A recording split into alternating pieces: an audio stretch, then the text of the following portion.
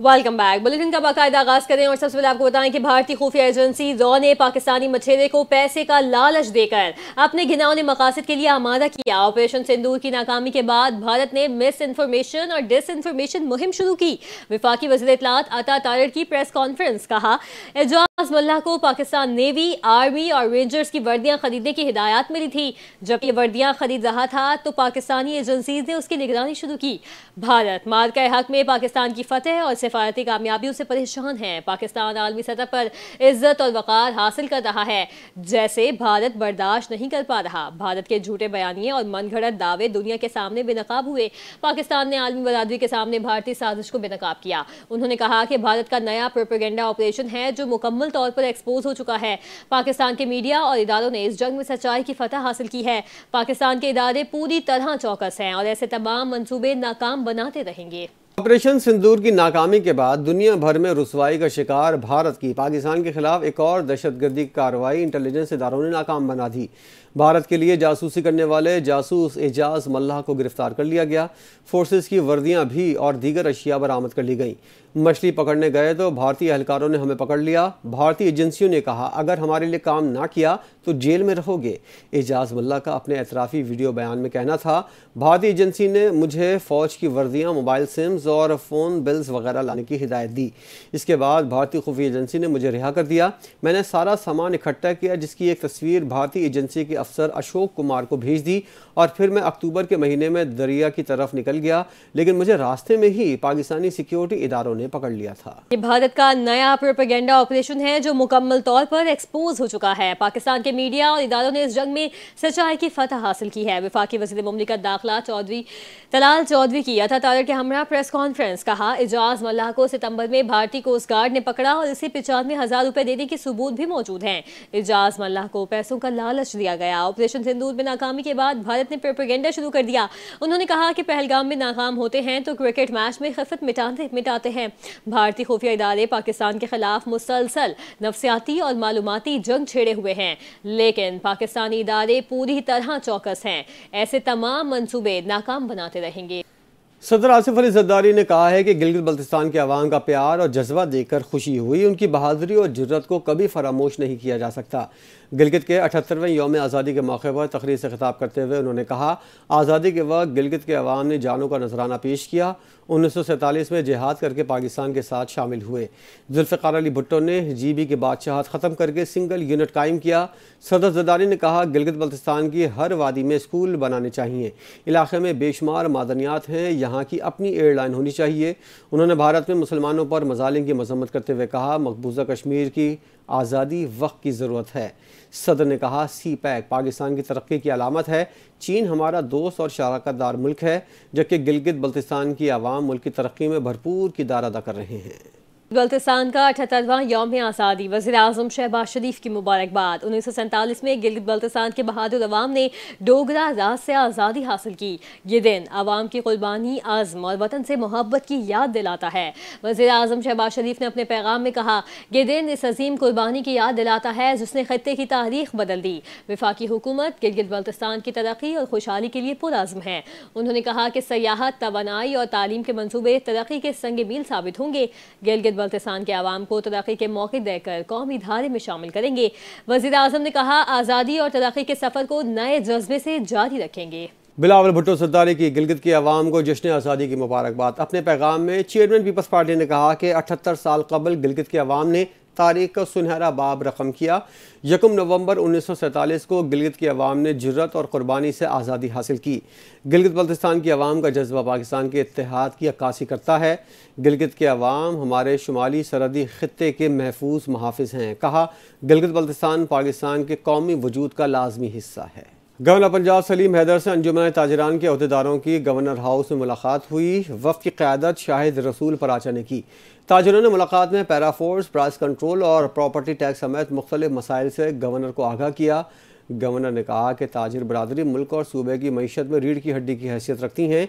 उन्होंने ताजिरों की फलाही खिदमात को काबिल तहसीन करार देते हुए कहा, कार्रवाई तख्ता कई घरों का चूल्हा जलाने का जरिया बनता है, लिहाजा इनके साथ इज्जत के साथ पेश आना ज़रूरी है।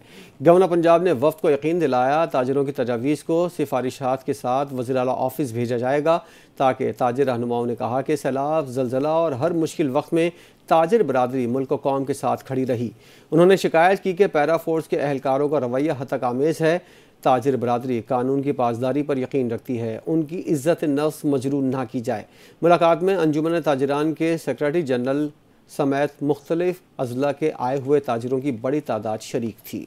नायब वज़ीर आज़म सेनेटर मोहम्मद इसहाक डार की दाता दरबार आमद। सेक्रेटरी औक़ाफ़ डॉक्टर ताहिर रज़ा बुखारी ने उनका इस्तकबाल किया। इसहाक डार ने मज़ार मुबारक पर हाज़री दी, फातिहा ख्वानी की और मुल्क और कौम की खुशहाली के लिए खुसूसी दुआ की। इस मौके पर सेक्रेटरी औक़ाफ़ डॉक्टर ताहिर रज़ा बुखारी ने नायब वज़ीर आज़म को मज़ार शरीफ पर जारी तरक्याती उमूर के हवाले से तफसीली ब्रीफिंग दी।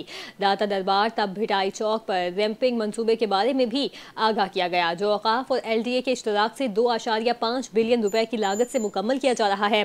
तरक्याती मंसूबों के तहत दाता दरबार कॉम्प्लेक्स के बिलमुकाबिल ज़ायरीन के लिए जदीद पैदल रहदारियाँ, आरामदेह बैठने की जगह और बेहतर सिक्योरिटी सहूलियात फराहम की जाएंगी। मंसूबे में गाड़ियों के लिए वाफिर पार्किंग की सहूलत भी शामिल है, ताकि मजहबी त्योहारों और उर्स मुबारक के मौके पर ज़ायरीन को आमदोरफ्त में आसानी हो। इसहाक डार ने मंसूबे के इग़राज़ और मकासद को सराहते हुए हिदायत दी कि मंसूबे को जल्द अज जल्द मुकम्मल किया जाएगा, ताकि अवाम और ज़ायरीन इन सहूलियात से मुस्तफ़ीद हो सकें। सिंध के सीनियर वज़ीर शर्जील इनाम मेमन ने रावल हाउस राहो की टंडो जाम में अपने हल्के के अवाम से मुलाकात की, जिसमें बड़ी तादाद में मकामी रहनुमाओं, पीपल्स पार्टी के कारकुनान और शहरियों ने शिरकत की। अवाम ने वज़ीर को अपने मसाइल और शिकायत से आगाह किया, जिस पर शर्जील इनाम मेमन ने मौके पर ही मुतल्लिका महकमों के अफसरान को अवामी मसाइल के फौरी हल के लिए अहकाम जारी किए। उन्होंने कहा, हुकूमत सिंध अवाम की खिदमत को इबादत समझती है। पीपल्स पार्टी की क़यादत हमेशा अवाम के साथ खड़ी है। सिंध हुकूमत अवाम की बेलौस खिदमत पर यकीन रखती है। सीनियर वजीर ने कहा, पीपल्स पार्टी का मकसद इक़्तिदार नहीं बल्कि अवामी खिदमत है। हुकूमत किसी भी मुश्किल वक्त में अवाम को अकेला नहीं छोड़ेगी, चाहे वो कुदरती आफात हो, मौशी दबाव या समाजी मसाइल। उन्होंने कहा, सूबे भर में तरक्याती मंसूबे अवामी फलाह बहबूद और खुशहाली के लिए जारी हैं। अवाम के ताउन और एतमाद से ही हुकूमत अपनी पॉलिसियों को कामयाबी से आगे बढ़ा सकती है। शर्जील मेमन ने कहा कि वो अवाम से मुसलसल राबते में रहेंगे, ताकि हर मसला ज़मीनी सतह पर हल हो। पीपल्स पार्टी अवामी ताकत से वजूद में आई है और इसी जज्बे से सिंध की खिदमत जारी रखेगी। सिंध में गाड़ियों की नंबर प्लेट्स की तब्दीली में मजीद 2 माह का इजाफा कर दिया गया। महकमा एक्साइज ने नोटिफिकेशन जारी कर दिया। बाकायदा तौर पर जारी नोटिफिकेशन के मुताबिक नई सिक्योरिटी फीचर्ड नंबर प्लेट्स की आखिरी तारीख अब 31 दिसंबर है। वाज़ेह रहे कि सिंध में अजरक वाली नंबर प्लेट्स की डेडलाइन 31 अक्टूबर को ख़त्म हो चुकी है। दूसरी जानिब महकमा एक्साइज का बताना है, सिंध भर में तकरीबन 65 लाख मोटरसाइकिल रजिस्टर हैं। सिर्फ कराची में ये तादाद 33 लाख से तजावुज़ हो चुकी। बेशतर शहरी मोटरसाइकिलें ख़रीद लेते हैं, लेकिन अपने नाम रजिस्टर नहीं करवाते, ओपन लेटर पर ही इस्तेमाल करते हैं, जो कानून एक जुर्म है। शहर कायद के मुख्तलिफ इलाकों में पुलिस और रेंजर्स की कार्रवाइयाँ जारी हैं। दूसरी जानिब मुख्तलिफ हादसात में 5 अफराद जाँ बहक और मुतादिद जख्मी हुए। तफसीलात आरिफ हबीब की रिपोर्ट में।